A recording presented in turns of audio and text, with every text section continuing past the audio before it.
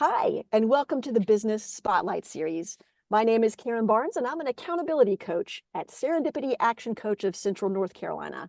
Today, I am so excited to have Christy Bellis of The Go-To as our guest today. Oh, that wasn't big enough for you? You need a bigger intro than that? So we're going to take a sneak peek into her business journey, how she's running a successful growing business, and what it's really like to be working in this really fast growing social media news and entertainment outlet. So if this is your first time on the channel, you know the deal. Like, subscribe, share, all the buttons so that you can get all the new conversations when we drop them. So Christy, welcome and thank you for being here. Thank you, Karen. Glad to be here. So get us started. Like, tell us a little bit about what the go-to is and how you got started.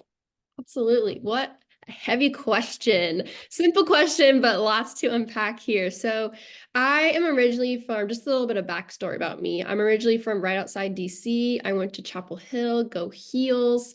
And then I lived in Charlotte for 2 years. When I lived in Charlotte, there was this fabulous resource that basically bridged the gap between bloggers and influencers and newspapers and news stations. And everyone between the ages of 25 and 45, that's how they got their information. And when I moved to Winston-Salem in 2020, I noticed that there was not a resource like that. There was a big gap in the hyperlocal digital news scene that was serving the needs of both the current generation and future generations. So, I did not study journalism, actually. Kind of came upon this by accident, which I feel like happens with most entrepreneurs. They see a need and then they just find themselves doing it. And that's kind of happened with me. So when I came to Winston-Salem, I started this social media page by accident, just for myself, really, so that when we got out of COVID, I would know where I wanted to bring my friends when they visited, or where I wanted to check out and get a bite to eat, when restaurants started opening again. And that kind of really took off.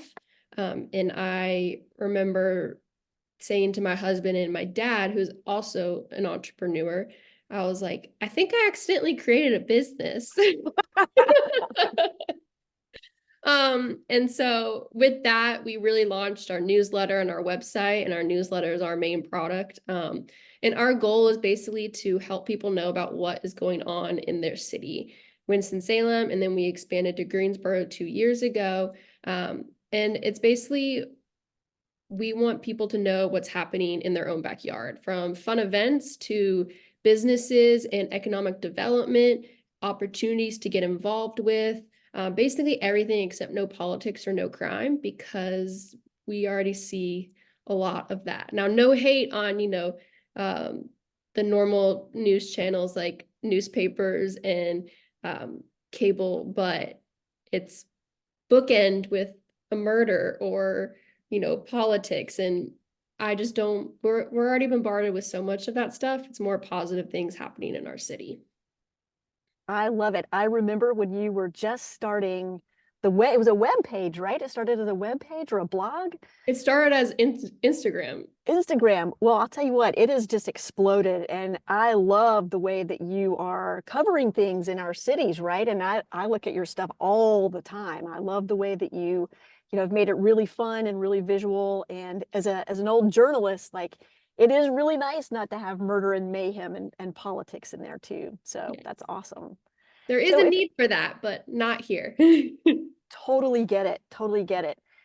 So how have you grown your business as an organization, and what's the role that you play in it now? Still everything. Um, so when I started it, the launch of the actual business was, I'd say, January 2021. I quit my full-time job, started a part-time job so that I could be more flexible with the go-to in April of 2021. And then January of 2022, if everyone is still following along. So basically, it took me a year to go full-time with the business.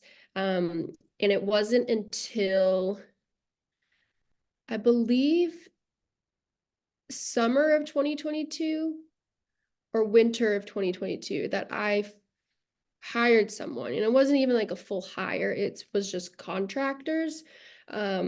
So the go-to, we have social media, newsletters, and our website. And in the beginning, I was going to all these restaurants and all these events. And let me tell you, my stomach hurt from eating. I mean, hey, it's nice to eat out every once in a while, but every single night, I mean, your stomach can't handle that. And so I was like, I need to divvy this up because I'm getting unhealthy.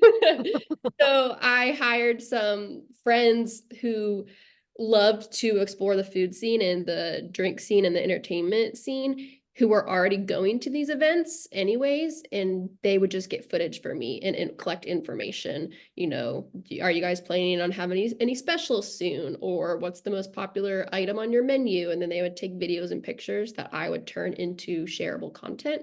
And so that made a huge difference. I was able to, not, it helped with the burnout, and I was able to be a person. I could go to a restaurant because I wanted to and not because it had the latest menu item. So it gave me kind of a little bit of my identity back. And then I had an intern for the first time this summer who is a student at NC State, and she's from Winston Salem. And that was kind of she was my guinea pig on whether or not, I mean, as entrepreneurs, control is like you created this thing. And so having someone else touch it is terrifying. And since she was my intern, I paid her some, but she wasn't supporting a family. She didn't have a mortgage. Her parents fed her for summer when she was home. So there was not a lot of risk. And I could figure out what I was able to give up control, what I was able to teach, as opposed to me doing everything, what was stuff that I absolutely had to do, or what was stuff that she could do. And that was a really eye-opening time. It was definitely difficult giving up control and trusting someone, but I actually was able to take my first day off. I took 4 days off, and she did everything. I mean, I still looked at things, obviously. You can never really take time off, but it was either me just emailing her saying, hey, can you do this? It wasn't me doing it. It was her doing it and me just telling her, kind of. And it was fabulous. And so then I hired more of a 25-hour, 30 a week employee since September. And it's been game changing. I went from working 70 hours a week to probably about 50 now, which is, I mean, huge. That is a big difference. Gosh, you've learned some pretty, important management issues pretty early on. As you grow your team, you'll see that managing people is actually one of the hardest business problems there is, right? And one of the most important, because your job is to now grow people, which is how you grow the business. So when you think about what you want people to know about your business, what do you wish more people knew about the go-to? I wish people knew, well, from a consumer standpoint, one thing, and then from a business standpoint, another thing. So for the business standpoint, I want businesses in the area to know what a different advertising tool we are. Nowadays, lots of advertising is just people submitting a graphic to be printed in a magazine, or, the company creates the commercial and just sends it to the news station. Everything we do with our businesses that work with us is collaborative. So we take our expertise on what our audience interacts with and engages with, and what is going around that time. If it's February and Valentine's Day, we're going to make the ad somehow related to Valentine's Day, or related to, a new restaurant that's opening. We're going to make it seamlessly integrate into what's happening around town and what people are enjoying. And then we take their expertise on their business, because I can't know everything about their business, and we create an ad together that way. And so it's super collaborative. And that in that way, we create very engaging ads and not just a photo, a graphic, a video. So we don't repost anything that advertisers send us. Everything we do is we create it ourselves. Uh, Wow. so from a business standpoint, that's what I would say. You're paying and partnering with a company that knows how to reach your audience. Nice. And then from the consumer standpoint, wow, a lot. One thing I wish is that people understood the value of a newsletter. So we have, between the two cities, we have about 90,000 social media followers and 25,000 newsletter subscribers. And people are always like, why do you have a newsletter? Why can't you just post everything on Instagram or Facebook? And the reason is, one, social media algorithm is a pain in the butt. Once you figure out the algorithm, it's going to change. Mm-hmm. I follow, like Christy Bellis follows the Go To Winston Salem and the Go To Greensboro, and I only see 10% of my own content that I post. That's crazy. It is, but I get the newsletter every time it gets sent out. And it's more interactive. You can click on things. I'm able to know what my subscribers want to see more of, what performs well, whether they're interested in theater performances or DIY classes, or what kind of news they're interested in, and all that kind of stuff. And also, there's a ton of news that needs to be shared and people need to know about that's not visually appealing. For example, one of the most clicked links in our newsletter last night was this tax education class for, I think the city was putting it on for individuals who make less than $60,000. Mm-hmm. It was in the top 5. How do you make that look pretty on Instagram? You don't. But it's something that people should know. Yeah. So just the importance of the newsletter and why we have that, as opposed to just posting everything on social media. Nice, nice. So in addition to being a news outlet, you're also essentially a marketing company, right? You're talking about working with your advertisers. So, one of the things we hear a lot of small business owners really struggle with is marketing. So what are the marketing strategies that you're using that are working really well to build your business? Yeah, so this is a hard question. I think, not to be like prideful or anything, but it really comes second nature to me. Mm-hmm. It just makes sense to me. And so explaining it, I haven't necessarily nailed down. The biggest thing I tell small businesses and large businesses, most of the time it's large businesses who struggle with this, is it shouldn't look like an ad. Mm. We have a firm no graphic policy with the Go-To, so we don't post any graphics. We can take the text from the graphic and put it on a picture of your business on a story, but using Instagram font or Facebook font. And so there's a big switch in marketing for user-generated content. People want to know the people behind the business. They want it to look like their friend would buy something there. So for example, a gym, a stock photo of someone on a treadmill is not going to perform well. But if you take a Mm-hmm. picture of one of your gym members on the treadmill and share a little bit about that person, people are going to be invested. They want to know the story. They want to know the behind the scenes of the business, why they should run on your treadmill as opposed to another treadmill. I mean, this is just a silly example, but really being real is a big difference in marketing. Nice.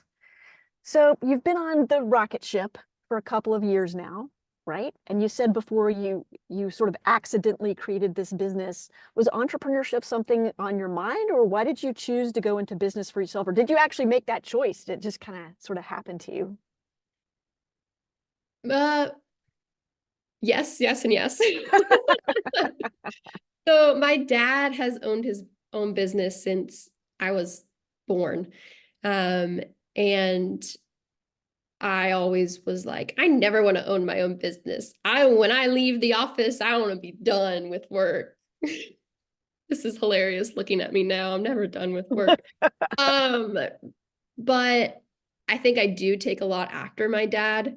I love new ideas and I love thinking of something and just going after it and not needing permission to go after it, or waiting for it to be approved by a board or something. And so I'm a real go-getter, and I this did accidentally happen. I worked at a co-working Flywheel, you know, Karen, but some Mm-hmm. listeners might not know. It's a co-working place in Winston-Salem. It has a big entrepreneurial piece to it. So it's a great kind of incubator for people who are starting a business, already have a business. And so the go-to kind of started at Flywheel. I worked for Flywheel. I didn't work at Flywheel. So I have to make that distinction. I was an employee of Flywheel. I wasn't a coworker at Flywheel, but being around all these entrepreneurs and seeing like, oh, they're normal people. They have a family and they don't have all these accolades, and they also didn't go to school for what their small business is, and that's Mm-hmm. okay. And seeing how it could actually happen. And then the Instagram got so big that I did see the need, and I was just like, let me give it a chance. I love it. So as you think about, you've been in business, what now, 3 years? So what the next 3 to 5 years look like for the go-to and Christy Bellis? Yes. I one of my mentors is the guy who started the business in Charlotte that everyone loyally followed. And don't know why he decided to mentor me. Incredible blessing. But he is now in my corner, and something that I started getting up in, when you're an entrepreneur, the saying of if you're not growing, you're failing, we tell each other that all the time. You constantly have to be growing. And in my mind, growing meant scaling and going to different Mm. cities. And when I was in this, what do you call it? The the bunnies on the That's wheel. the hamster wheel. Hamster wheel, hamster. I was on this hamster wheel of, oh my goodness, I have to go to different cities. I have to go to different cities because that's how you grow. And that was one, exhausting, and two, Mm. not really feasible because lots of local media companies have scaled. And in my opinion, they haven't done it successfully because you lose the hyper local point aspect of it. In order for this to succeed well in every other city, I need to live in every other city, Mm. because that what makes it unique is me, unfortunately, and my spin on it and the relationships I have. And so my mentor told me, he was like, when I started, it was called the Charlotte Agenda. When I started the Charlotte Agenda, I had no intention of going to different cities. My goal was to be the best in Charlotte and be the only resource that people needed. And it was just to help as many businesses, make as much money as I can. Obviously, businesses have to make money, so make as much money as I can in Charlotte and just beat everyone there. And he got bought and they scaled to local cities, but he didn't scale to local cities himself. And so he said, you don't need to scale to every other city. You just need to keep being the best in the cities that you already are. And that was a huge help. Growth doesn't always equal scaling. And growth can be growth in where you are, having more partnerships, having more advertisers, having more newsletters, or posting more on social media. There's other ways to Mm-hmm. grow than scaling. And so that was a big relief for me. And so right now I am just determined to be the best in Greensboro and in Winston, to be when a company's like, we need to share our community engagement and we need to let people living in the cities know about what our business does, I want them to be, oh, go to the go-to, because they're going to get our message across. They're going to share our story. And so that's my goal. This has been so great. Like you've learned really important early lessons in your first 3 years, and I just want to say congratulations on that. Like Thank you, you're Carrie. clearly you're learning them the hard way, but you're applying what you learn, and that's what you got to do as a as a business owner. So Mm-hmm. let's move into some rapid fire questions. All right, I'm gonna pound these out there, short Foxy. questions. You're gonna give me short answers. You ready? I don't know. Okay, let's go, Christy Bellis. Come on. What is the key to success for you? Support. If you try to do it all on your own, you're going to fail, whether that's support with the business, some support from family, relationships, you will burn out. You're probably going to burn out anyways, but it's a matter of if you can come back up after you burn out. Good point. What is your one piece of advice for other business owners? No, this is supposed to be rapid fire.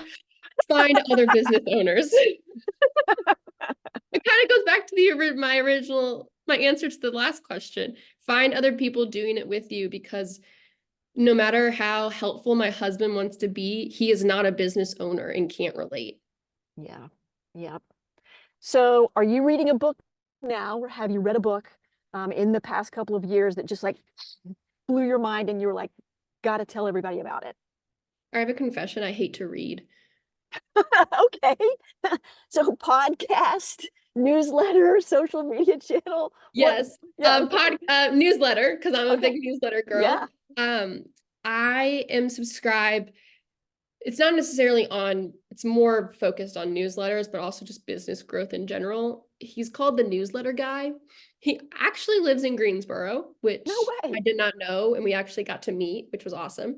But he tells the importance of newsletters and how to grow your newsletter, how to grow revenue streams, how to diversify, not your portfolio, but but for your business. That's personal. That's investment.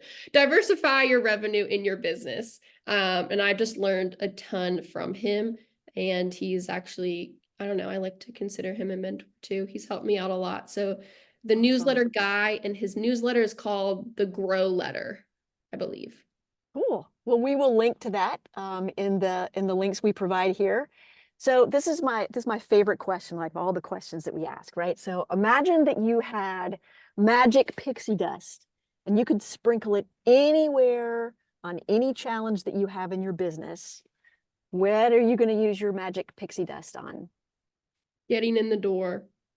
Um, I mean, connections are fabulous. And when someone walks you into the door, it's so incredibly valuable. I Mm, send, a ton of cold emails, get mm-hmm. the connection, like, hey, I met your blah, blah, blah employee, or seeing them out at networking events.